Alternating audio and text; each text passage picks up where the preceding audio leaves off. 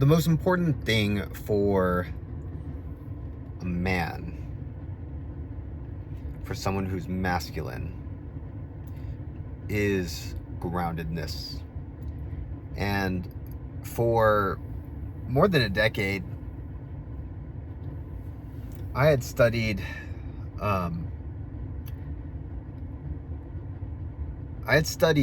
coaches who constantly talked about groundedness, and when interacting with people,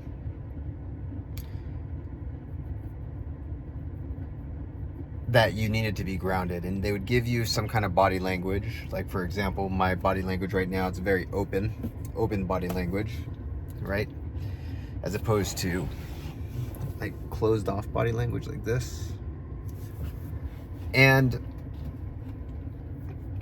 I would practice over and over again at coffee shops, grocery stores, this body language, but it would always fall short. I'd still be nervous. I'd still have social anxiety. I would still be awkward. And some days things would be great. Some days they would be terrible. And I would get little glimpses of what it was like to be fully grounded.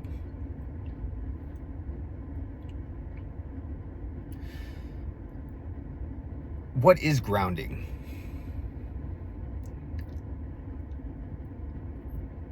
We are energetic beings, electrical beings. Electrical impulses are going through our body all the time. And if you've done anything electricity-wise in your house, one of the more important things is the ground. And a lot of people ignore it, but it's what causes a ground. If things aren't grounded, it can cause some serious problems. Yes, things will still work, but you run the risk of certain things, like, things going up in flames even. The ground simply just goes into the earth. The ground wire goes into the earth, and it allows the electricity to flow cleanly and freely, right? And if you're an electrician, you're probably ripping your hair out, because I'm sure there's some technical term for it. But if you look at so we have at our place, we have a actual pole, an electrical pole from the electric company on our land, and there is a big wire that goes from the pole into the ground, and that's the grounding wire. And you can touch it, you can do whatever, it's not going to do anything, but that grounding wire is extremely important for everything to run cleanly and to run smoothly. And what grounding, even when you're grounding barefoot in the sand or in the dirt or whatever, your body is allowing that energy, that electricity, to flow cleanly in and out of you, and lets energy get unstuck.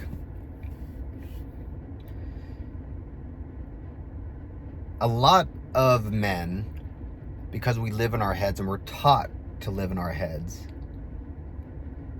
especially in school, what do you do all day? You sit in a desk and you think, and you do calculations, and you do things like that. Very rarely, I've never seen a PE teacher have you come outside for 2-3 hours a day, take your shoes off, and run around. Of course, there's physical education, there's PE, and so on, but for the most part, you're studying inside at a desk with your shoes on, and all this energy is being just stuck inside of you, and mostly you're living in your head and you're not able to feel your body. So when when certain things happen, certain men react in different ways. And that can be anything from, so a beautiful girl walks near you, you start shaking. Or you can't look in the eyes, you get scared. Or you have butterflies in your stomach. Or you literally are like, I gotta get out of here. Because that energy is so charged up inside of you, it's like short-circuiting things. The same thing goes with very strong men. Like a man who is threatening to you, often your body's going to do things whether you like it or not. Like you might look down, you might look away, you might move out of the way quickly. You might open the door for him. You might do something like that, where your body is, the impulses in your body are forcing you to do certain things. And even with aggressive, strong men, that charge can be something where, let's say your wife or your girlfriend says something and you just flip out. You take it personally and you start yelling and hitting things or whatever. All that energy is being dissipated, it's being used in ways that are not grounded. I remember in the military that the best leaders, the ones that were the most threatening, the ones that were most feared, but also the ones who were most loved and followed, were the ones where when something would happen bad, where the ungrounded leader would just flip out and be passive aggressive and yell and scream and do all this stuff. The one that calmly looked at you, asked you questions, and disciplined was the one that was the most feared. The other ones were like, geez, give me a break. All right, yet again, we have this guy, he thinks, gosh, this guy sucks. When you had that one calm leader who you knew it was coming, you knew you were going to get just hammered, but he did it in a calm way. And on the flip side, when you did well, when he would praise you or smile, or she would praise you or smile, because you had female leaders as well, you're like, dude, this is the best, this is top of the world. You hardly ever see him do that or her do that or whatever. It meant so much, because all of that energy becomes focused on that event that's happening, on you. That's why when you are around people who are very grounded and they are talking to you, you either feel very nervous or you feel like you are the only person in the world. You feel things around them that you don't feel around other people. And that is a very masculine thing to be able to accomplish. How you do that, and how, for me, and I will always repeat this because it helped me so much, breathwork, especially ones where it releases trauma, where it hurts, where if you, the first time you do it, you're like, why am I doing this? Why did I do this? This hurts so badly. Meditation, even just feeling your body, each little part of your body, your toes, your fingers, things, start feeling things. Us men are in our heads so much that we don't even know what it feels like to be in our body. The more that you can get in touch with your body like that, the more present you're going to be, and the more you're going to be able to persuade, affect, inspire, motivate, and accomplish things with people that you never would have done before. Work on feeling your body. Work on becoming grounded.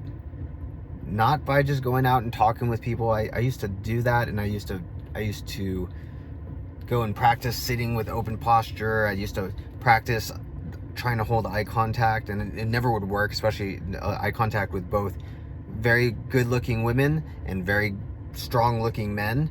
I couldn't do either one because the energy within me would force me to go. It hurt. And it's not going to be like this with everybody. But now, once you accomplish getting in touch with your body and knowing what your body feels like and how it responds and enjoying every moment of just being in your body, you start to just enjoy being in general. So when I'm at the gym, I'll be just relaxing after I lifted weights. I'll be relaxing. I don't necessarily need to be listening to anything, and I'll just sit there. And what happens is, because you're grounded, men and women who are not grounded tend to come to you because you actually feel good. You actually feel good to be around. You feel safe to be around. You feel magnetic. And it's a really cool experience. And so work on grounding. Work on being grounded. I'll share with you the breath work that I have shared before.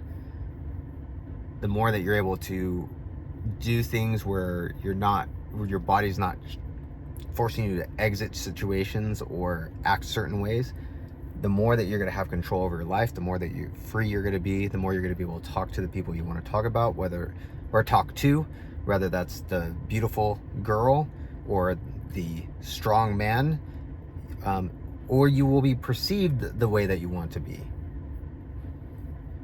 If you want to look at the most magnetic people in the world, they are very, very comfortable in their skin, no matter what people say or what people do to them.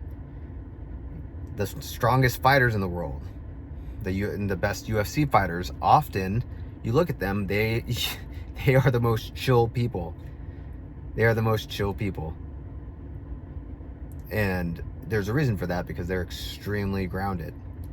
So, not always, but for the most part. Learn to be grounded, and it'll open doors that you never would have had before.